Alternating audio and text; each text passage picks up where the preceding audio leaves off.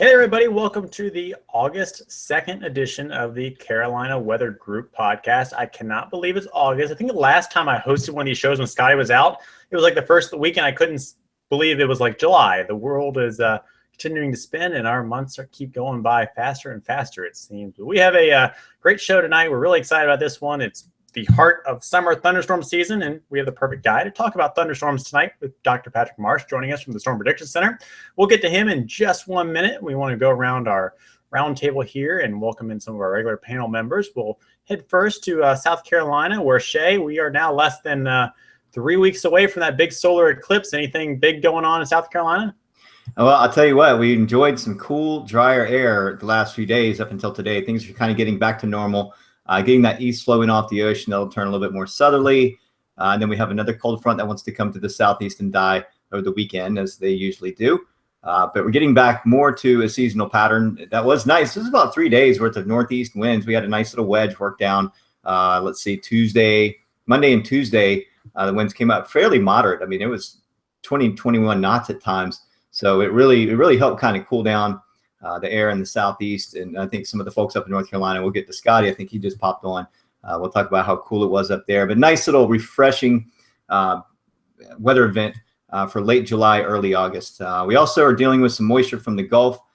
We had Tropical Storm Emily that formed yesterday morning and came ashore Florida very quickly. Well, we can talk about that in a little while too. I want to make sure we get to the other regions. But that Gulf moisture will continue to feed up into the southeast region next few days with some warm weather and maybe some moderate southerly winds mixed in there too. If we get any sunshine for sea breezes, sea surface temperatures are in the low 80s now. They dropped about 3 or 4 degrees since all of the clouding and the rain in the northeast wedge the last 3 days as well with that cooler air. So back to you, Ricky. All righty, and I think we do have Scotty joining us now from the coast tonight instead of the mountains. He has evacuated to the coast right when a tropical storm forms in the Gulf of Mexico. Any relation there, Scotty? No, not really. I hope you guys can hear me. Can you? We got you good. All right, good. Yeah, no, planned this vacation a few months ago, and how about Emily forming?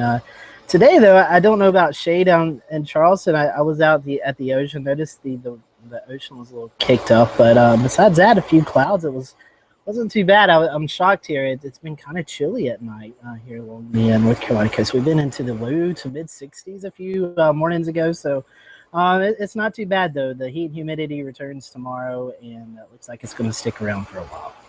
Luckily, it looks like you have power where you're at. Some folks in Ocracoke and Hatter are still dealing with power outages.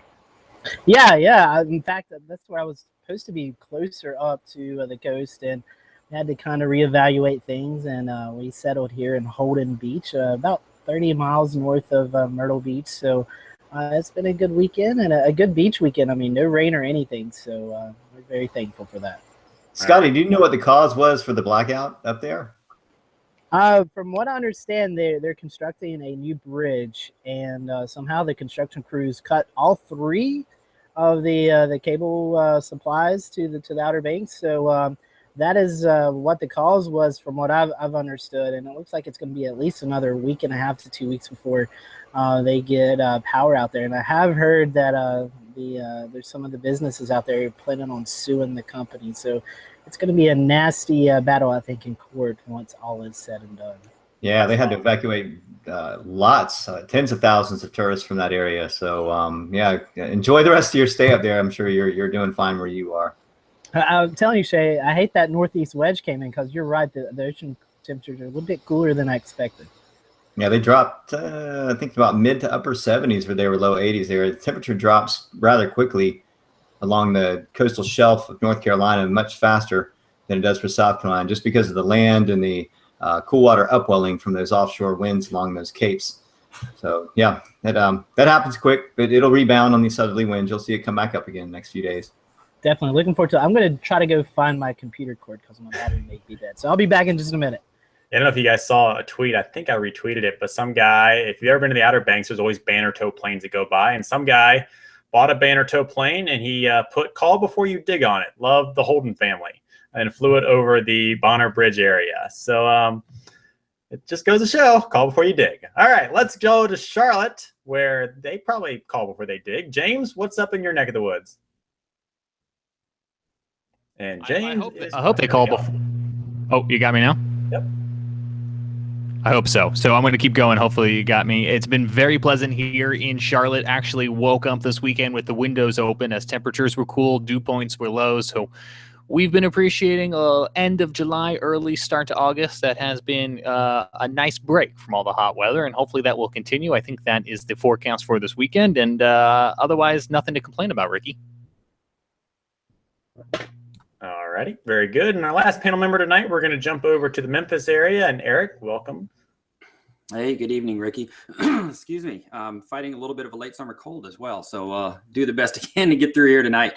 And it might be just the changes in weather that's doing it over here. We had quite hot and humid for a few weeks, and then got a nice front through here on Friday.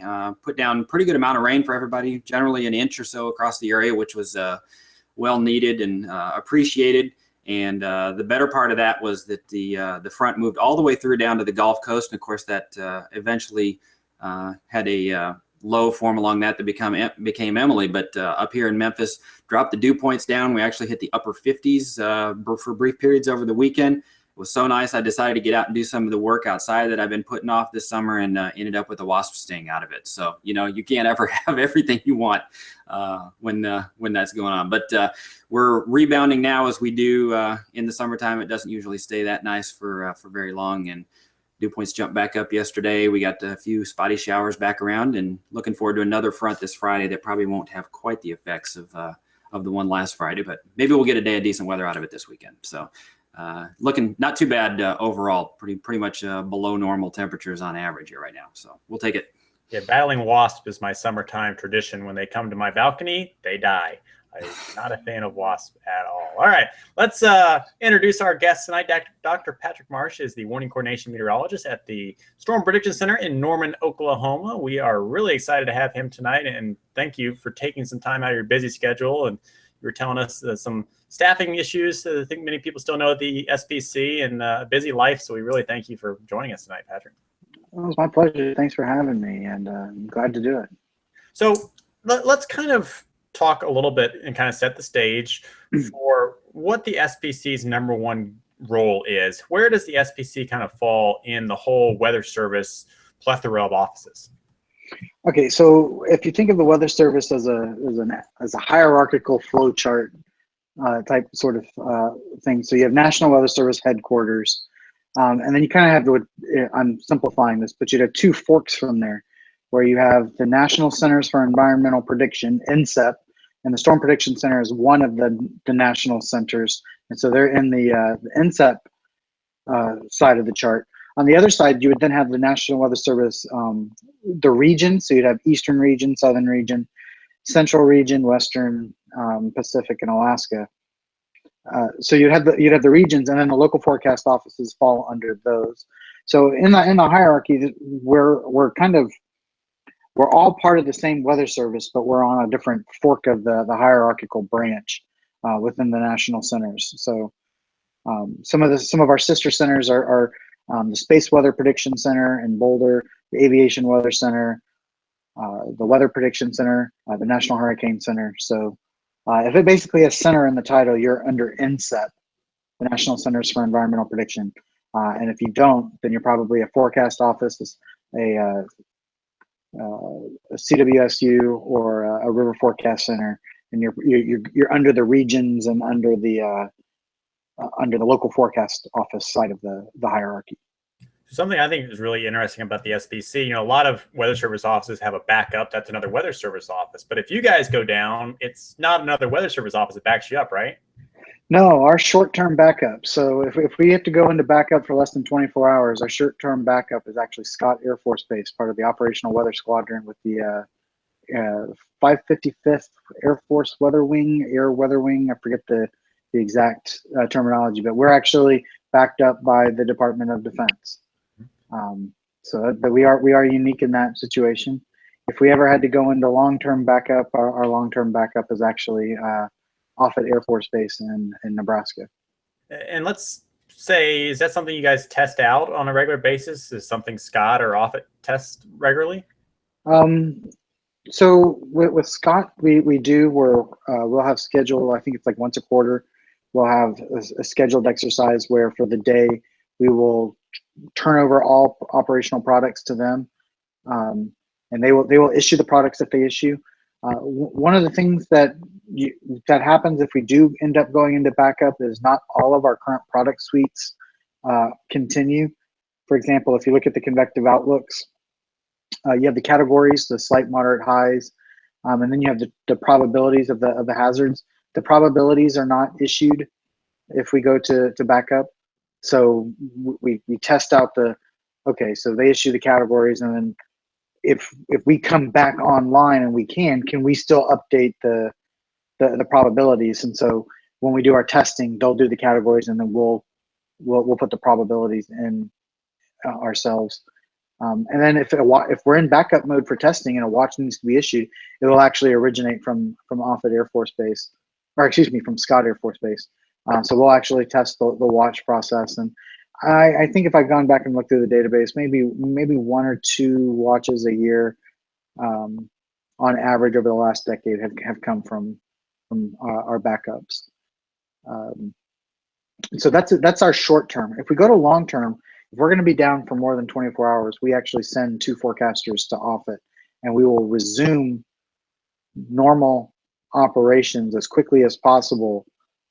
But we will be doing it from their location, not from our location. So if the National Weather Center was hit by a tornado and we would be offline for a couple of weeks or a month, we would initially send a small group of forecasters up there, and then we would start the process of relocating enough of the staff to maintain operations for the duration of our outage. So that's kind of how our backup works. Each national center has their own kind of procedures. In fact, we actually are part of the backup for the Weather Prediction Center. We would take over some of their precipitation forecast responsibilities. Okay. And so you guys are tasked with forecasting for the lower 48, but not Alaska and Hawaii. Why was that decision made many years ago? I am probably not the best one to answer that, actually. That's a good question. I'm not sure the history there. I know that just in the grand scheme of things, one possibility, and I'm just speculating here, is it would be a lot of work in bodies at the Storm Prediction Center to maintain situational awareness for Alaska and Hawaii for not a whole lot of severe, and so it probably made more sense financially and logistically to let those 2 areas maintain the severe natures there. I do know about once or twice a year, I think I see a severe thunderstorm watch for Hawaii. I'm not aware of there ever being one in Alaska, but I'm not going to go out and say that it's never happened. But I'm not aware of one happening.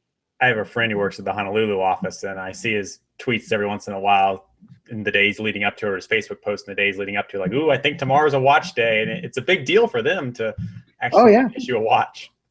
Well, I think it's fascinating that it's entirely possible that they get thunderstorms and maybe even severe thunderstorms down at the low levels, down at the beach level, but up on top of some of those mountains, it's a blizzard. So I mean, you've got blizzard warnings and severe thunderstorm watches maybe at the same time. I mean, to me, that's just that's awesome. And we have seen that before. I think it was Nebraska or parts of Oklahoma or Kansas, where the weather seems to go crazy every single year in western portions of the states. I have seen severe thunderstorm warnings and blizzard warnings and blizzard watches, but usually it's on the leading edge of a strong storm system. It's not the same kind of thunderstorm doing both. But I guess if you think about it, if you got high enough into the thunderstorm, you'd get the blizzard part. Yeah. When you guys are issuing these probabilistic forecasts and the categorical forecasts each day, how long does it take to kind of put those together and then get the products disseminated? It's a really good question. Every forecaster is different, and every forecast is different. I know for me, when I'm working on an outlook, if I'm afforded the luxury of having time, I can do it. So like when I was on mid shifts this past weekend, midnight shifts. The Storm Prediction Center go from midnight to 8 a.m. And so I was working on the midnight shift, and I was going to do the day one that goes out at 13Z, so 7 a.m. Central Time. And I started that one, 8 a.m. Central Time. I started that one about 5 in the morning. Now, if you come in on a day shift during the summertime, the day shift starts at 8 a.m. and the convective outlook has to be out by 11:30 a.m. So by the time you get in, get ready, get spun up, you probably spent 30 minutes or an hour, so you don't have 3 hours. And when we go to standard time, you come in at 8 a.m. and the outlook is due at 10:30 a.m. So you lose another hour there. So in that regards, what we kind of, a lot of us take the pencils down approach. You start working on the outlook, you start working on putting things together, you start writing the discussion, and when it's time to hit send on the button, you put your pencils down and you hit send on the outlook. And so well, at the Storm Prediction Center, we have this philosophy of what's known as the continuous weather watch. So even though we have some discrete products with the outlooks, we're continuously evaluating and tweaking those. And sometimes you may see us make an amendment to a forecast at an off hour. I know recently we had an event in northern Kansas and Missouri where a nocturnal storms developed and became this pretty intense bow that moved through the Kansas City metro area. And we initially had a marginal risk, and we did an amendment at an off time and upgraded to slight risk. Coincident, I think, with a severe thunderstorm watch going out. And just talking to some of the power companies in the area, it sounds like that was probably one of their biggest, most widespread wind events in recent times. And so that's a time where the fact that we're continuously watching and we're continuously updating, we saw that the forecast was the atmosphere was changing from what we initially thought, and so we did an unscheduled update to account for it. So 2 to 3 hours, 1 to 3 hours dedicated focus. This is all I'm doing, but we're continuously monitoring and updating that process. That's and we're having discussions amongst all of us. So we tend to have 3 to 5 people on shift at a time. And even though there may be one person's name or 2 people's name on the outlook, all of us are providing input into that outlook process. So if you add up all the time, many man hours and many experience hours that go into it. That's kind of a long-winded answer, but there's a lot of work, and it's a unique challenge. And I encourage any weather weenies out there. If you're a student, send me an email. Send the Storm Prediction Center an email, and especially if you're a student, we might be able to arrange a job shadow, and you can experience it firsthand. And Dr. Marsh, I've got the actual product. I'm going to share a screen. This is the page that we would go to first. It's spc.noaa.gov, and I'm going to present this to everyone and just sort of give us a brief walkthrough of what to look for here. If I'm a viewer that doesn't know a whole lot about weather, but I want to know what the convective pattern is going to be for an area I'm going to for a trip, or just for my area alone, what am I looking for here? Okay, that's a good question, and thanks for pulling it up. So if you look at, so one of the things that we're trying to work really hard about is we want consistency of message across platforms and consistency of message across colors and things like that. So if you come to our storm, if you come to the Storm Prediction Center homepage, one of the first things you'll notice is the colored banner at the top of the page. In this case, it says a slight risk of severe thunderstorms is forecast today. The color of the banner will correspond to the color of the highest outlook category over the next 3 days. So today we have a slight risk out today, and so the banner is focusing on the slight risk for today. If we had a moderate or a high risk out for tomorrow, the colors would reflect the moderate or high risk, and the banner would say that that's what we're forecasting for tomorrow. And then we'd also have a blurb saying today the risk is as X, Y, or Z. So the fact that the next 3 days, I think we have slight risks out, The yellow colors is consistent across all 3 of those days. And so what you can do is if you click on the right side, we have the flashing red watches and MDs banners, and the all products tab. What we do is our products are listed there in order of most recent issuance. So what you would find is the most recently issued product would be at the top, and so you can kind of see the the time nature of our products being issued. And so as you showed, if you click on one of these products, one of those little banners, it'll actually take you to that product so that you can see. In this case, a severe thunderstorm watch was issued earlier this afternoon for parts of northeast Colorado and northwest Kansas and western Nebraska. And so it's really fun to watch that in the evening when we do our extended convective outlooks. You'll see a lot of new products and the new convective outlooks show up sometimes in rapid succession on our homepage. If you click on, in addition to being able to click on the stuff on the right, we have a little banners across the top of the image where it says Overview, Convective Outlook, Watches, MD, Storm Reports, Mesoanalysis, Fire Hazards. You could, if you mouse over those, you'll see the image corresponding to those products. And if you click on those labels, it will take you to that portion of our website. So if you clicked on watches, it would take you to our watch page where you can then dive down and get to the severe thunderstorm watch. Additionally, on our homepage, at the bottom of the graphic that's up front and center, we have this matrix for severe and fire, where it shows the day and the risk, the maximum risk category of the various forecasts. So you can see we have a slight risk for Wednesday, Thursday, Friday, and we have no areas in the extended. For fire, we did not have a critical today. We're not forecasting a critical for Thursday, and we have no critical areas delineated Friday, Saturday, Sunday, Monday, or Tuesday or Wednesday. In addition to just that graphical and pictorial display, you can click on any of those hazard matrix entries, and it will take you to that forecast. So you can see if you're interested in seeing what's happening fire weather on Friday, you can click on Friday. If you want to see the severe weather forecast for Sunday, you can click on Sunday, and it'll take you to that product as well. We try to have as many different entry points to the forecast and many different ways of getting the information that you are interested in, so that you can see it in the format you like. If you'd like to see a table, you have a table. If you're big on pictures, you've got pictures. And if you like iconography and colors, we try to do that as well.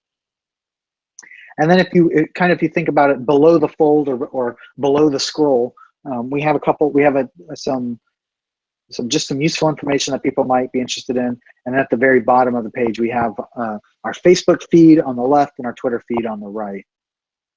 So that if you're not interested in being on any of those social media platforms, but you want to see what we're saying, you can come to our webpage and you can get that information as well. So that's kind of a 10,000-foot overview of the SPC webpage. Mr. Marsh, just a little bit of user experience testing going on, but I also imagine a lot of this has to do with social science that also relates back to your products. Is that all sorts of things that get taken into consideration on a daily basis? Yes. So one of the things that we have on our webpage that we don't have links to are what we call the social media graphics that I created a few years ago. And it's one of those, I can either give someone the URL or I could pull it up and I can share pull the one screen up. that way. I can do it. Okay. All right. These are for like the CWAs and FEMA areas and stuff? Yes. Yeah. Go right ahead. I'll capture and present it. All right. Give me just a second here. Where was that slight risk for today? Was up Colorado? Actually, I'm going to pull something up. Sure. Top secret links in the world of Dr. Patrick Marsh. Well, I've been playing around with stuff, and so let me share. We want to see the always- brand new stuff. Yeah. Debut All it right, here. So share. So you should be able to see it now. Yep. So I've got this. It's the URL is slightly different. I've got a Sweetie one, and we don't link to these because they're kind of development and can move. I also have the Sweetie 2, and Sweetie stands for Severe Weather Outlook Day 2, and then there's also a Sweetie 3. But what's nice about this is it's tied into the state, so you can see the outlook. So for the Day 3, we see that there's slight risk in New England. I can click on a state, and then it will take me into the state that way, so I can get an overview and then dive in. But to go back to the question at hand, you asked about the social science and working to how do we decide on what we're doing. Everything on this graphic went through probably 6 months to a year worth of discussion amongst meteorologists and social scientists every week, just trial and error on how to best present this. For example, when I first created it, I think 0 to 5, so to speak. So I ordered the legend from thunder on top to high on the bottom, and social scientists universally said that's the wrong way to convey information. You want the most important on top. So we flipped the ordering so that high was on top and thunder was on the bottom. Consistency in colors. How do we highlight the text, and how do we highlight the interstates, and how it's one of the big complaints that we get is, hey, severe weather doesn't stop at the end of a state boundary or a geopolitical boundary. Why do you only show me the state of Pennsylvania? So then how much of the surrounding area do we need to include? How do we convey what we're looking at in terms of the time so you know whether or not it's valid? All of this was discussed, and I mean, just to create these graphics, it was easily a year's worth of work with weekly hour to 2 hour meetings discussing, not always this, but a lot of times a good portion of our discussions were focused on how to best create these graphics. So that's just one example of our work with social scientists to try to convey the best product forward. And then we have other things. One of the things we've been hearing about is iconography. We need to do more with iconography to demonstrate what we're trying to say pictorially. And so we've worked on a prototype new watch page where we have some icons and pictures to help convey the threat, not only in numbers but also in relative sense. Not sure when that will or if that will ever see the light of day, because we do a lot of development, and sometimes things work out and sometimes things don't. So what are some of the other, I believe you mentioned NWA a few years ago, some more frequent day 1 outlooks and day 2 outlooks? Are those in the pipeline? Yes. So as part of the more frequent day 1 outlooks, we probably won't be moving towards updating the day 1 more frequently in the sense of the full period. And when I mean full period, it basically means from the time the product is issued until 12Z the next day. We will probably move towards more short-term forecasts where we will do probabilistic forecasts of the hazards, but for over the next 4 hours, and we may do that hourly, 2 hourly, 4 hourly. It's still being worked out, but that is in the works. We did that a few years ago. I think 2 years ago, we did a very cursory test. Last year, we did a test over a couple like a 6-week period, and we shared some of those forecasts internally to the Weather Service. Unfortunately, this year, for a variety of reasons, we were unable to continue the testing. But I know that most people I talk to at SPC are wanting to get back to that, and so I wouldn't be surprised if some flavor of that it appears in the next year or so. We've also been discussing, one of the things that we hear about is updating the day 3 forecast. I suspect in the next year or so that will become a reality. I'm just guessing at this point. I don't. Nothing is set in stone, but I know that there's a lot of discussion about that, and it's basically we're at the point of how do we do it? What needs to happen? How do our staffing levels and our product suite need to align to allow us to do that? These are things that we are discussing, and if I had to make a guess, I would guess that they would probably become reality in the next year or so. When you guys do an upgrade like this, is it actually a software change that has to take place, or is there something in AWIPS that has to change, or Genpact that you guys use? Okay, so I'll answer some of that question, but in different orders. First, I'll say that the Storm Prediction Center does not use AWIPS for our product generation and data displays. We use something that's called NAWIPS, or National AWIPS. It was largely based on the graphical user interfaces to the Genpact programs, for those of you who are familiar with Genpact. So that's primarily what we use. We draw our forecasts and lines and discussion, and not our discussions, but all the graphical parts of our forecasts are generated in there. And then we have basically it's a web page text-based editor where we type in the text portions of our forecasts, and then we have some scripts that combine both the Genpact and the graphics and the text into the formats that then get disseminated out to the public. So if we were going to do a day 3 update, for example, there would have to be some software changes, because currently right now it's coded to only allow the day 3 forecast at one time. So we'd have to put in some logic to handle being able to issue it at a separate time. If we do short-term outlooks, we have to do something similar, where we have to allow for the time period to not end at 12Z. I think a lot of that may have already been worked on by to accommodate some of the testing that we've been doing. But yes, a lot of times it's both software updates, AWIP or NAWIPS. Well, actually, we can't update NAWIPS. Actually, the Storm Prediction Center is trying to move to the AWIPS platform to be consistent with the rest of the local forecast offices. Currently, a lot of the national centers still use the NAWIPS. We haven't fully moved to AWIPS. If we were to move to AWIPS, because we are not on AWIPS, there's kind of a software freeze. A lot of the focus is on not upgrading new capabilities into NAWIPS. It's on, let's get AWIPS functional for the national center so that we can all be on a common operating picture. Or a common operating system. So there's a lot of merits there. Unfortunately, it means that some of the things that we might want to do, we have to wait until this transition is complete.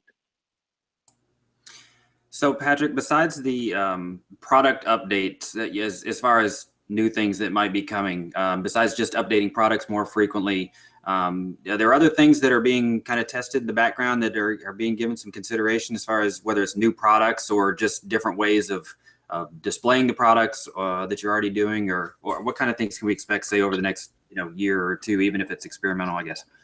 So we're always doing new things.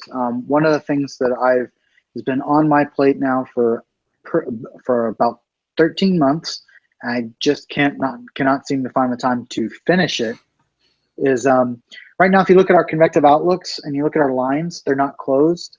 They're just kind of lines drawn from Mexico to Canada or something like that. They're not necessarily closed polygons. And so if you want to do any kind of GIS work, color fills, things like that, you really can't. And so one of the things that we want to do is we want to create GIS products of our forecasts that are closed and smoothed, so that people can see the raw lines in a consistent manner. That's something that I need, that will probably come to fruition hopefully this fall. Another big one is what happens when you are on the one side of a moderate line and somebody else, your neighbor on the other side of town, is on the other side. So some person isn't one. So like on east side of Oklahoma City, I'm in a moderate, but the west side of Oklahoma City is in an enhanced. Is the threat really that much different across the Oklahoma City metro? In reality, it's not. Um, our forecasts are governed by, we take the probabilities and we map them into a categorical space. So if you think in terms of tornado, you could have a 15% tornado risk highlighted for western Oklahoma, and the 30% line goes right down I-35. So eastern Oklahoma City's to the right of the 30 line, so they've got a higher than 30% chance. Does that mean that western Oklahoma City has half the tornado risk as eastern Oklahoma City? No. In reality, our probabilities have a continuous nature to them. If I'm on one side of the line, it may be 31%, and if I'm on the other side of the line, it may be 29%. So we're working on trying to figure out how can we communicate that, and how can we visually depict this continuous nature of the threat, so that people don't say, oh, I'm outside the line, my risk is much lower than the other person, when for all practical purposes your risk is the same. And this has really become a problem with GIS, is people can take our forecast and zoom right down to the street level and say, hey, Bob's house across the street, he's got a high risk, but I only have a moderate here. And so how do we convey the fact that no, the threat is actually a continuum, and okay, Bob may have a very, very minute higher probability, but for all practical purposes, that street should have the same probability of an event. So how do we communicate that?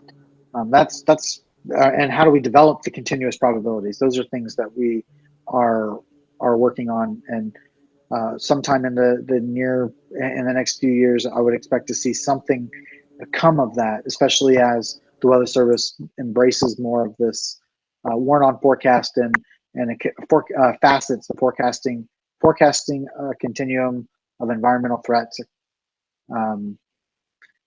which are basically continuous probabilities and continuous forecasts.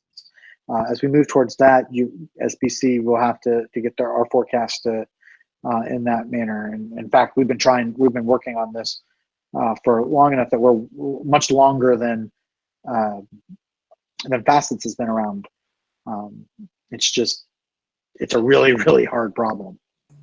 Well, and you're no stranger to this either, but obviously out here on the communication side of that, when we have lines that are delineate an in and an out and that kind of thing, cutting through areas of coverage and so forth, we're trying to explain to people, look, just because you're just left of that line doesn't mean that you're out of the risk zone. And of course, it's a challenge. Definitely is a challenge. I mean, if you think about it, the Storm Prediction Center's history, our products and discussions were geared towards other meteorologists within the Weather Service, and then eventually the private sector. It's only been in the last, let's say, 1 to 2 decades that it's really been consumed by the public at large.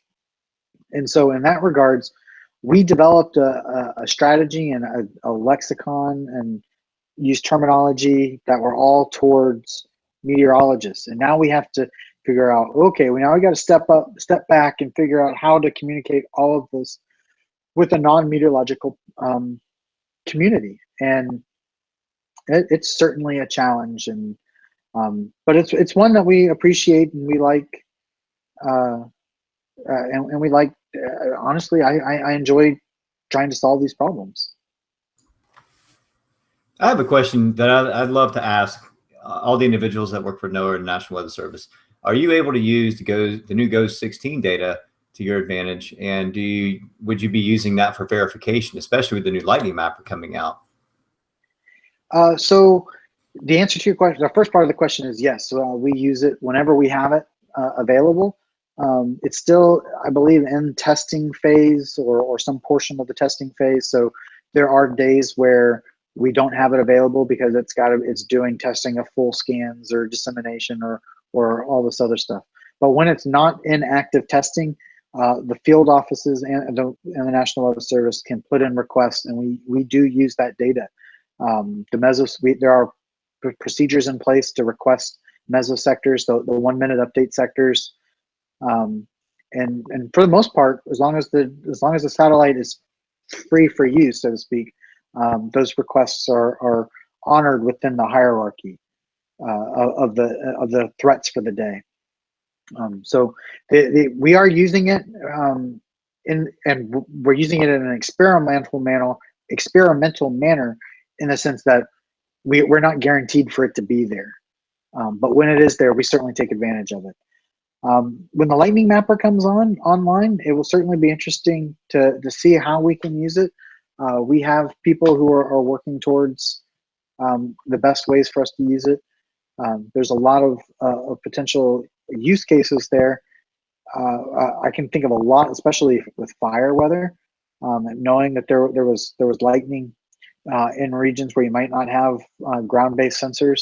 That might help what's known as the initial attack, get the firefighters on it before the fire gets out of control. I could see a lot of uses there. And I'm sure there will be additional uses for verification. With the severe weather season ongoing, I have not spent a whole lot of time thinking about what I could do with, or what I could do with it. I'm sure that there are other people much smarter than I that are licking their chops to get ready to go with it.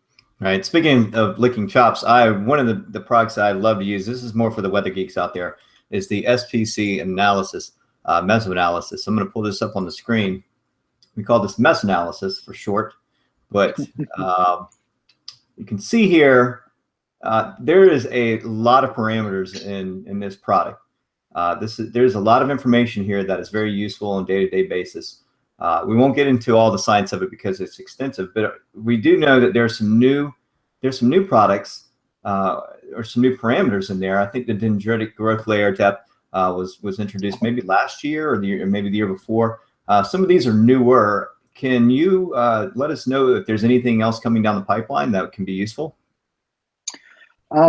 Sure. In a lot of ways, I'm actually one of the primary maintainers of the code that generates these fields. I'm not the one who generates the graphics for the web page, but our mesoanalysis generation code, I'm the one that maintains it. If it goes down, you rest assured I'm getting a phone call from an SPC forecaster at 3 in the morning if need be. And so Rich Thompson is one of the big drivers of coming up with new fields to look at. And so what the process is, he'll develop the code and we'll evaluate it in Sharp. And once we think that we've got the logic working out right, and there appears to be some utility, we'll then move it over into the mesoanalysis generation code. And then Matt Mosier, John Hart, and some of the others will work to get it onto the web page.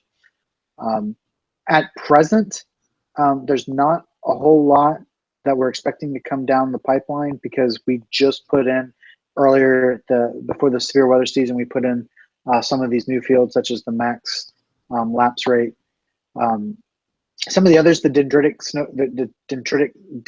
growth zone and relative humidity in the dendritic growth, and a lot of those fields, we had them on the web page last winter, but it turns out that there were some bugs in that, and that Rich and I spent a good portion of the winter and early spring trying to debug it and figure out what was wrong.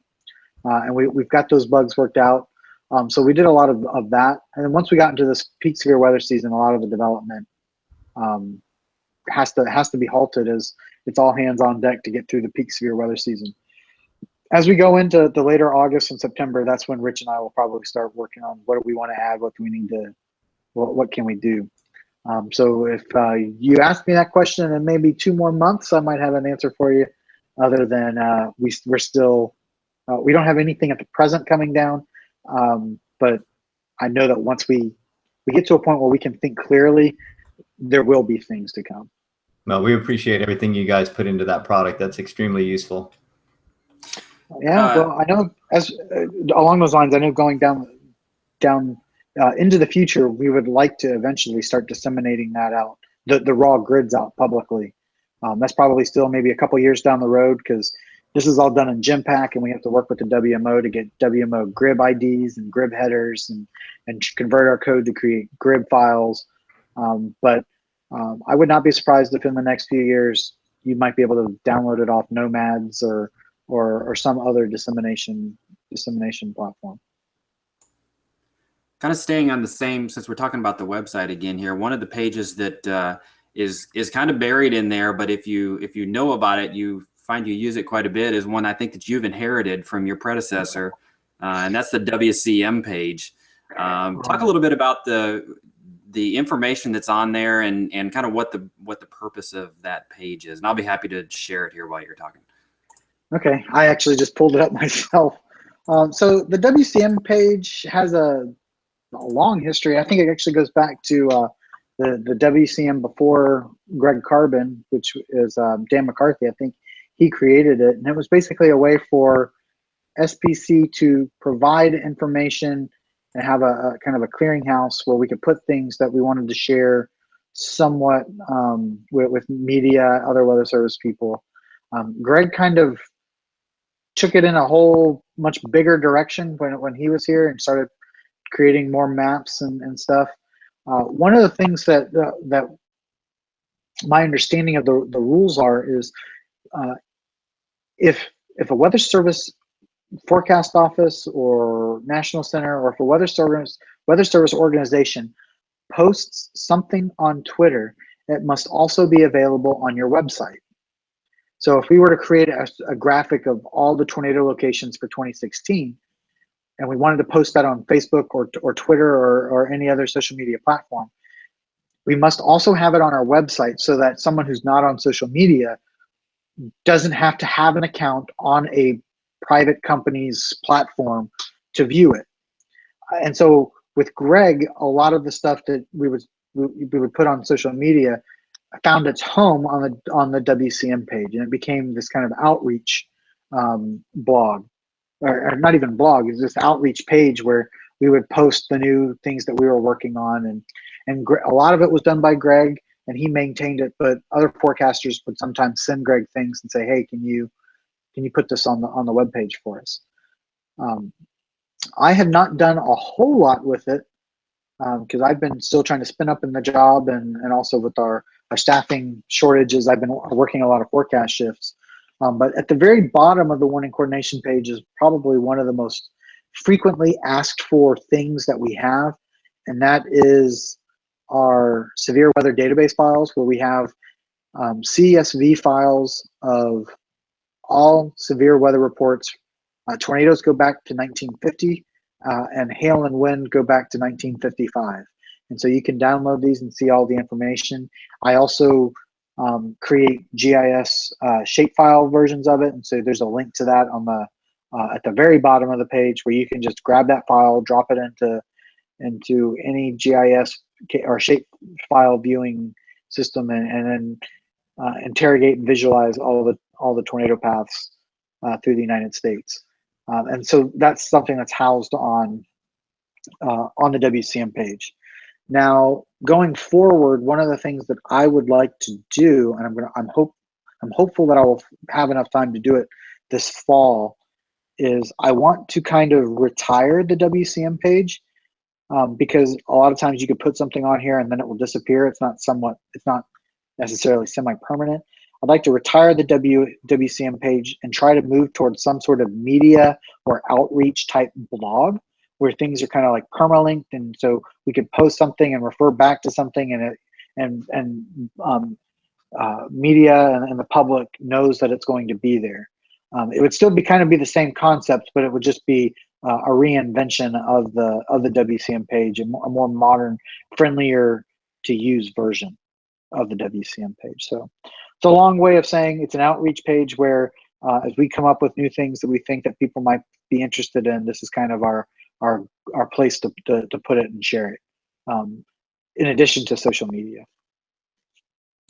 Patrick, I have two final questions here as we get close to 9 o'clock Eastern, 8 Central. When you guys issue a watch, what is the definition of a watch that verified? It's a really, really good question. Let's see. I'm going to see. I know we have it on our web page. So if you go to our web page, and I'll pull it up, and then I will share my screen.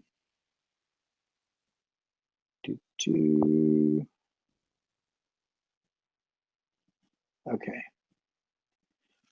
So for example, let's take a look at the current watch as it loads. So we have the watch that goes out, and the watch, if you, I think if I have to go back if I go to the watch main page, I'm trying to find, we have it actually written out. Maybe it's about the SPC.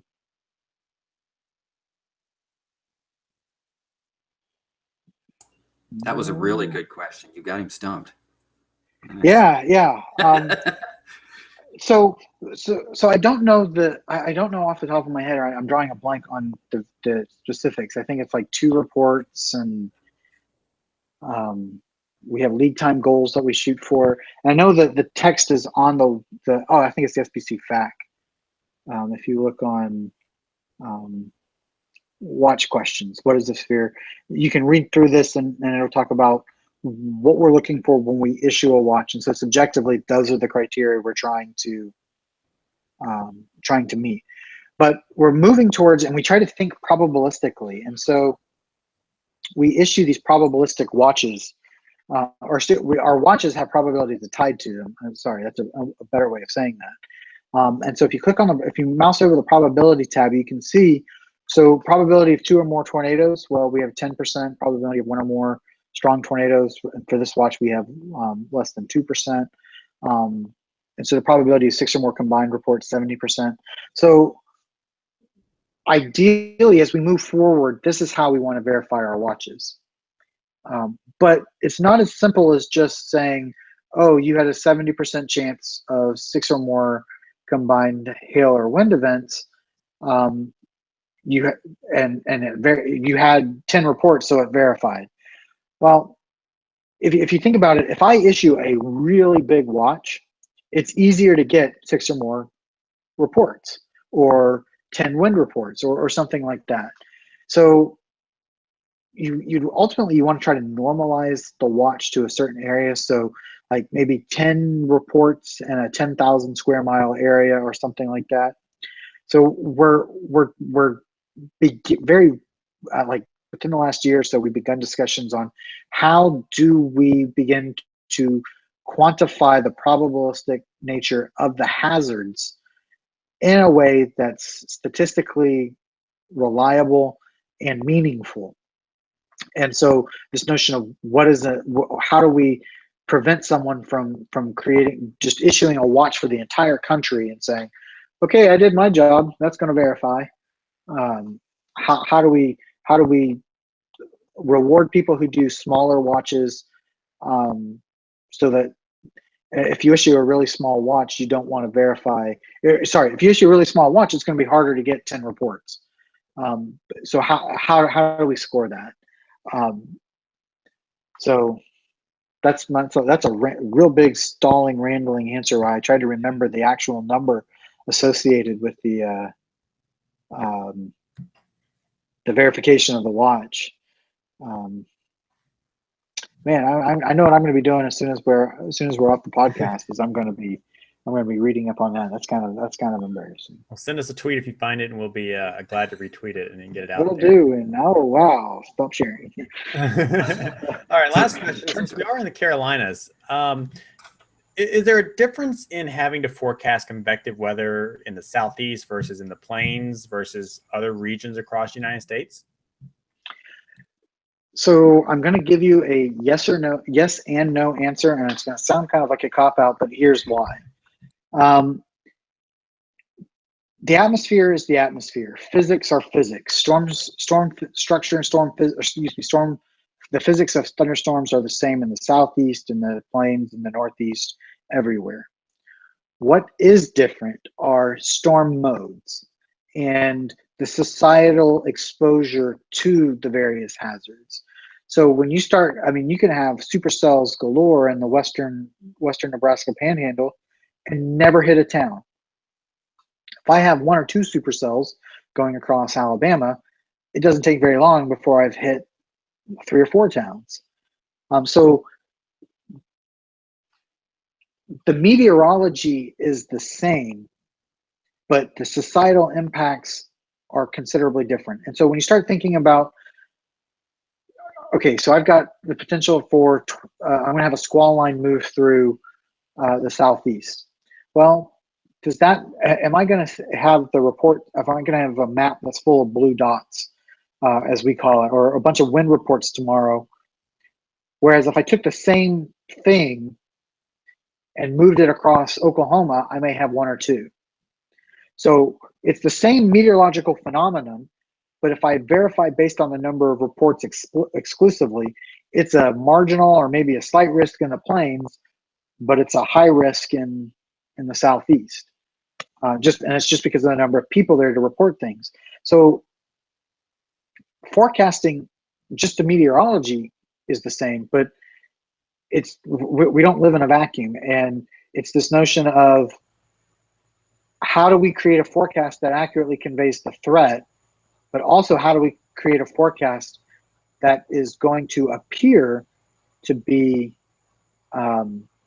to appear to be correct, because it's one of those, oh, you have a slight risk in Alabama and you had like 400 reports. Well, there's a lot more trees to fall. Maybe they weren't all 60-mile-per-hour winds. There's a lot of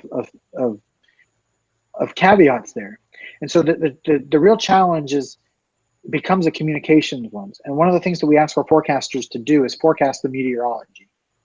Don't worry necessarily about if you think that there's the meteorology supports a certain forecast, and you don't think you're going to get 60-mile-per-hour winds widespread, then maybe you don't go enhanced or moderate or something. You keep it as a slight. But then it becomes a challenge for me is how do we then convey well, SPC is not asleep at the wheel.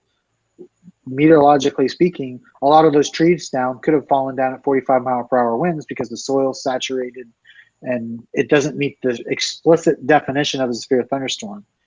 So there are a lot of nuances there. But strictly from a forecasting point of view, last time I checked, the atmosphere, the physics of the atmosphere apply in the southeast the same in the plains. But you have different ingredient sets. In the plains, sometimes it's the forecast question could be, am I going to get the moisture back in time? Whereas in the southeast, it can be the moisture's here. The forecast challenge is, am I going to get discrete versus a squall line?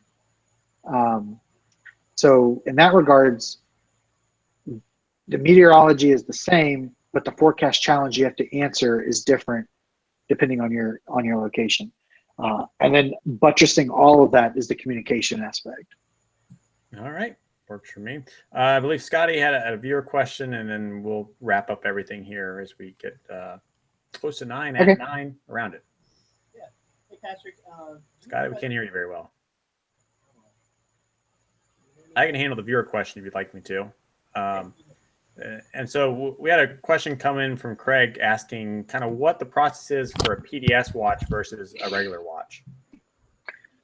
It's a really good question. At the end of the day, the decision to go particularly dangerous situation is not made in a vacuum, but it is the forecaster's discretion. We have guidelines for things that we want to see in terms of the environment and the expectations, but at the end of the day, it's the forecaster's decision to go. Now, if we are going PDS, particularly dangerous situation, it implies that we are expecting high confidence of large tornadoes, possibly violent tornadoes. And so correspondingly, if we're going to designate a watch as a particularly dangerous situation watch, the probabilities are locked in to be the high, in the high range. I don't know the exact option values, but you cannot say there's a 10% chance of SIGTORs and go PDS. The software won't let you do that. So in that regards, that's how the probabilities and the decision to go PDS work together. Additionally, I say that it's the forecaster, it's the lead forecaster's decision, but in reality, every watch we're coordinating with the local field offices, and it's a group decision. The field offices provide their input. So at the end of the day, the lead forecaster has to make the decision, but he's not making it alone. SPC is giving his input or their input to the lead forecaster. The field gives their input, and I'm not aware of a situation where it was not a consensus decision to go with the PDS nomenclature. Patrick, my question is, and I hope you guys can hear me a little bit better. You know, we've been a few years now into the new categories, the marginal, slight, moderate, enhanced, high. How has that went over with you guys? You know, you've had a couple of years now to stew upon it. Is there any changes in the future? Are you guys content with it? Okay. What's the process there? That's a really good question, and I'm glad you asked that. So I'll give you a little bit, I'll quickly go through some backstory into how this all came to be. When the Storm Prediction Center first started doing categories, we had 3, slight, moderate, and high. And our forecasts were geared towards other meteorologists.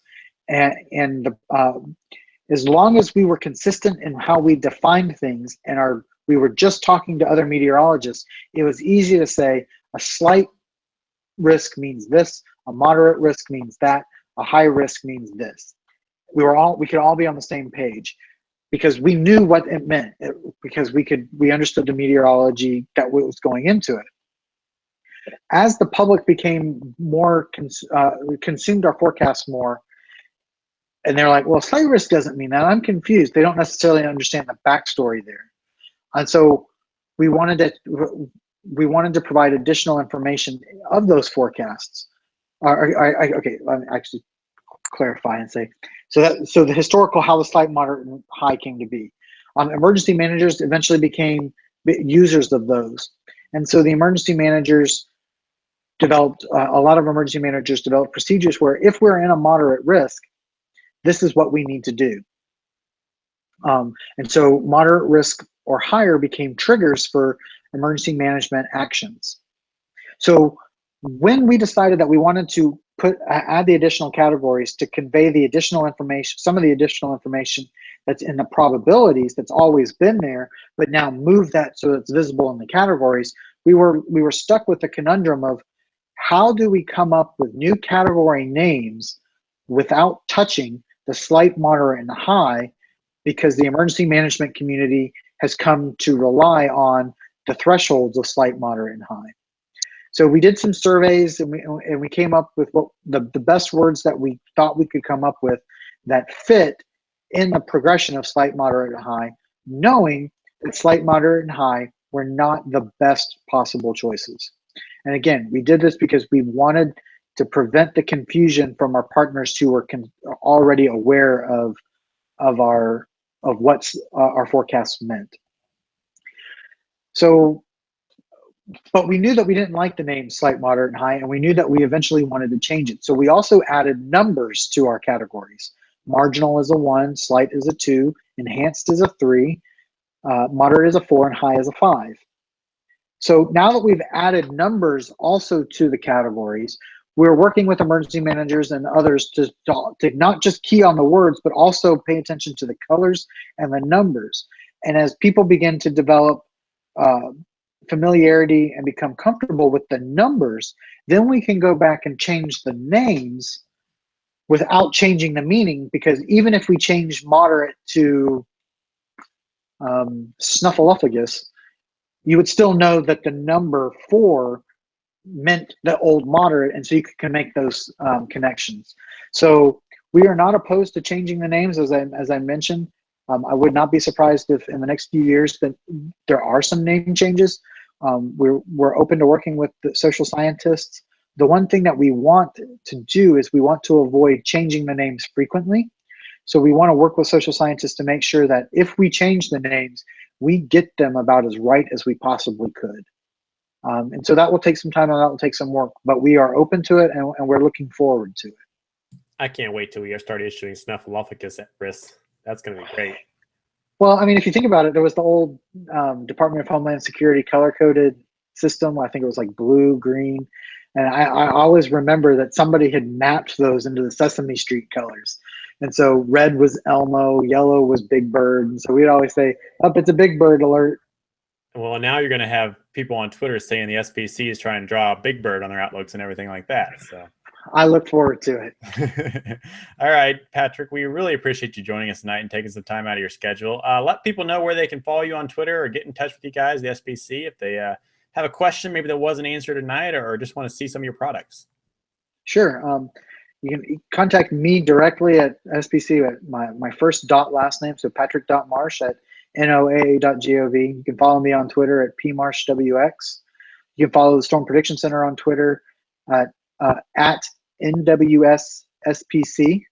We're on Facebook at facebook.com/ I think it's NWSSPC. We just changed it recently, and I think that's what we changed to. Yeah, so send me an email, send me a tweet. We're incredibly busy. I promise you that I will read your email and I will respond to it as soon as I can. And if you haven't heard from me in a couple of weeks, feel free to ping me again. But I get a lot of email, and so it may take a day or two before I can get back to you. But I promise you, I am reading it and I'm not ignoring you. And that is the right Facebook link. I just went and checked it, so that's the right one. Thank you. All righty. Well, thank you again for joining us. I think we've got one little area of business to take care of here. James and Eric have a little demonstration they want to do on a new app that we're working with now, right, guys? Yeah, absolutely. And I think James is going to do some screen sharing, and I'll talk about it a little bit. So one of the things that I also do on the side, part of memphisweather.net, and have expanded this to a national audience, is a mobile application that will provide your severe weather watches and warnings, similar to several other apps that are out there that will alert you to severe weather as it occurs. And I call that Storm Watch Plus, and it is on the market for iOS right now. We are looking to, actually, we're working on some back-end redevelopment to be able to expand that to first hit Android, and then potentially some web uses down the road as well. The Carolina Weather Group here has decided to sign on as an affiliate, basically an affiliate marketer for the app. And so I'm glad to take a few minutes tonight and kind of show our users through, or our viewers through, how to use that. And hopefully some of them will be able to download that and make some use of it. It is a national app, so wherever you're following us from or wherever you're watching from, you'll be able to get the information. And we have things from the SPC getting pushed straight to your phone from the local weather service offices and so forth. So I'll ask James to go ahead and Shay, if you would pin up the screen share for me, please. And James is going to launch the app there from iOS. And basically what this gives you is a lot of good basic weather information. But one of the nice things about this app and the way that I designed this is that I like to leverage the good men and women out at all of the local weather service offices across the country to provide the forecast. And a lot of the national apps do not do that. They use their own proprietary models and so forth. And this app actually uses the pinpoint forecasts that come from the local weather service offices. So you're getting your local spin on the weather and the forecast from right there where you live. What James is showing here is the front screen. When you open it up, it'll show your current location and some current conditions and stuff. He's showing the forecast here, and any one of those, you can tap on one of those forecast periods and get the details. Basically, your point forecast for the location that you've got programmed in there, or your current location when it first opens up. Also on that current page there, he doesn't have to show it right now, but there's a change button at the top, and basically you can go to anywhere else in the country and put in a new location, and it will take you to that location, give you the radar, you get your current conditions and your forecast. And all of this portion of the app is free, so it is a free download to get your basic weather information, the radar, the current conditions, and the forecast.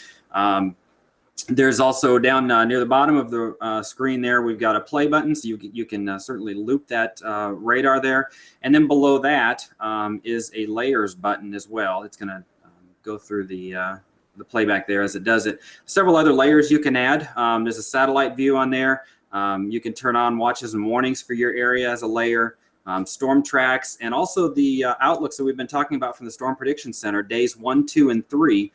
You can have as an overlay on the app, so you could put the clouds on there as well as the Storm Prediction Center outlook and your radar, merge them all as separate layers there, and kind of see exactly what it looks like. pan and zoom around the whole United States. So that's that. All of that information is free to you just with the download.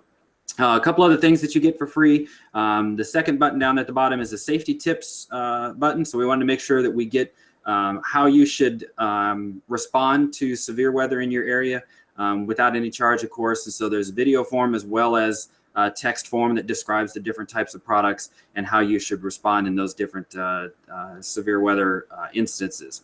Also at the very far right, there's an info tab, and that'll get you to customer support, things like FAQs. You can get straight to the Facebook and Twitter feeds for Stormwatch Plus. All of that is available on the info tab. The bread and butter of this app, though, is the push alerts that come with it. And there's a Stormwatch Plus button at the bottom. If you haven't activated this, then you will get a screen that describes the process of what the product is. And basically, it's like a NOAA weather radio on your phone, on your pocket, with a lot of customizations that can be done to that. And so once you've activated that, and that is the portion of the app that there is a charge for, currently is $8.99, which is a one-time fee. It's not monthly, it's not yearly, it's just a one-time fee. And that's about roughly a third to the fourth of a cost of a NOAA weather radio. And you can program multiple locations. You can have the app follow you. So for example, he's got locations plugged in for Charlotte and Williamport there. Those locations are turned on, so he would be getting alerts in the case that any are issued for those areas. The Stormwatch Plus en route that's right in the middle there is kind of a follow me type of capability. And so if you're traveling across the country and you're driving into counties that or places you don't even know the county name or what to watch out for, if you turn that on, it's basically going to follow you. And as you drive into a severe thunderstorm warning, you will get the alert as soon as you drive into it or as you move back out of it. And so you don't really even have to know exactly where you are. You just see a dark cloud ahead of you that you're driving towards. If this is on, it's going to tell you whether or not a warning is out on that cell. So you can add up to 3 static locations. You can have it follow you with that follow me portion. The en route, and then farther down there, you've got a customization that's available for the different types of alerts. So I'm going to have you scroll down there and hit customize my alerts. And as you see, there are many different types of weather that you can get alerted for. So some people only want to know about tornado warnings and don't want to be bothered with any of the other types of alerts. You can do that with this. If you want the whole gamut, you can do that. So there's flood types, there's winter weather types. As you scroll through, you'll see severe weather, thunderstorms and tornado warnings. Also have tropical on here. So you folks out there in the Carolinas, you can get your hurricane watches and warnings, tropical storm. We won't have typhoons here in the U.S., but it does work where typhoon watches are issued as well. And then some of the inland things, and you notice we've also added the newest product from the National Hurricane Center, the storm surge watch and warnings. Those are already built into the app as well. So you just choose the types of alerts you're interested in, and you will only get alerts for those. A couple of comments on the alerts. Almost all of those will use whatever your default notification sound is for your app. There are 2 exceptions. That is the severe thunderstorm warning and the tornado warning. The default sounds for those are going to be the annoying sound that comes on the radio when you're driving along and a tornado warning is issued that sounds like a duck is being choked or something like that. It's the EAS audio, and it is a wake me up type of alert. So if you have this set at night, it will wake you up in the middle of the night, but only for tornado warnings or severe thunderstorm warnings if you have those on. So you can rest assured that you would get those also in the middle of the night. So that's kind of a rundown of what's in the app. Again, it's $8.99 one-time fee to get the upgrade there for the alerting capability. Everything else that you saw in the app is free. And the way that we have this set up from that screen right there, once you have gone in and made that purchase, if you heard about it here on the Carolina Weather Group, you would go down there to enter referral code and type in Carolina and submit that. It doesn't change the price for you, but it gives some credit back to the Carolina Weather Group for them being a part of the affiliate network. So we're glad to be able to use various entities across the country that have a good user base, that are trusted sources in their local area, to make sure that they get the word out about Stormwatch Plus. So we appreciate all of you that go and check that out. Feel free to go download it for free, and then take a look at what Stormwatch Plus does, and hopefully you'll be interested in in signing up for that as well. We really really do appreciate that, and that's kind of what that app provides. So if you want more information on it, you can also go onto the web. Stormwatchplus.com is the website. The page for the Carolina Weather Group is just stormwatchplus.com/Carolina. And you can get all the information straight from the Carolina Weather Group right there on the web. So appreciate all of you that are checking that out, and thanks a lot to the group here for coming on board and getting this word out to folks. It's definitely something that we need more people to have. Everybody's got their phone in their pocket these days, and don't necessarily have access to the severe weather information if they're in front of their television or at home where their weather radio is. So definitely is a way to go for getting severe weather information. And of course, when the watches and warnings that are issued are all by Latin law. So if you are inside the severe thunderstorm warning within a block within it, you're going to get the warning. If you're a block outside it, you won't get the warning. So it uses strictly those polygons now that the National Weather Service issues for those alerts. And I have literally seen them come that close. Somebody says, I didn't get an alert, and I asked for their location. I look up the warning, and I said, you were 2 blocks outside of it. You're right. You didn't get the alert. That's the way it was designed. So I appreciate that. And yep. That referral code, Carolina, any cap sensitivity to that? It'll work either way. So all lowercase is fine. If you put capital C, it's going to work there as well. And again, the website with all the details is stormwatchplus.com/Carolina, and you can download it. There's a link to the iTunes right from there to be able to download it. All righty, cool. Thank you, Eric and James, for sharing everything. We appreciate that. Next week, we have the award-winning group of Nashville Weather, the Twitter account. They won an award at last year's NWA awards banquet. If you guys have not followed them on Twitter and you live in the Nashville area, they are an excellent follow, a great source of information for Nashville. And we're excited to have them joining us next week to talk a little bit about what they do and weather in the Nashville area. We've got a couple more shows coming up after that: weather rate, disaster zone reporting, and then we're going to dabble in precipitation probability once again, and probably hate ourselves for doing that one again as we get into the later portion of August into September. So if you want to watch this at a later time, we are, of course, on iTunes and Google Play and YouTube. If you have some friends you think may be interested in the show, send them a link. Let them take a listen. This one was a great one. We've got plenty of stuff from previous years, and we'd love to have you check us out and have your friends check us out as well. So with that, we'll wrap up tonight's show, and we hope to see you next week.